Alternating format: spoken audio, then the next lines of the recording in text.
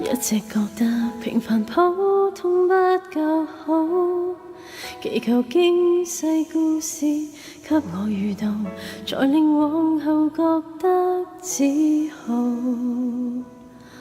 直到當天遇上他，成為他掌心瑰寶，虔誠的與我傾訴，還預告願意跟這一位終老。當時無知傻孩子，無疑心有夢兒，無名指看着他真心至此，便覺得美麗年華就快要開始，連密友亦真心相信能同好能同憂，無瑕的這份事，為何給那些誘惑蠶食了？害我不敢見人，誰狠心至此？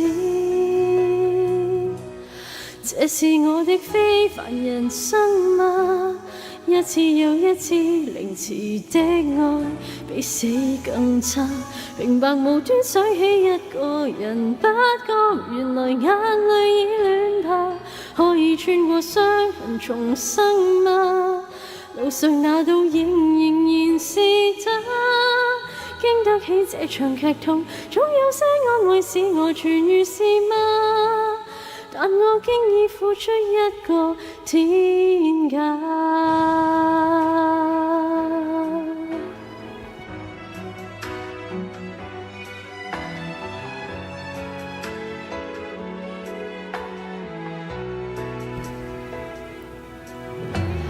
當時無知傻孩子，無疑心有夢兒，無名指看着他真心至此，便覺得少艾時期就快要終止，連密友亦真心相信能同好能同憂，無瑕的這份事，為何給那些背叛賣掉了？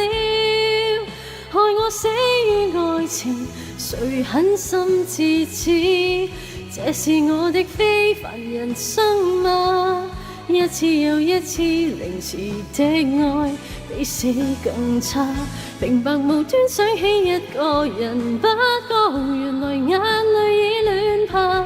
可以穿過傷痕重生嗎？路上那倒影仍然是他。經得起這場劇痛，總有些安慰使我痊癒是嗎？但我經已付出一個天價。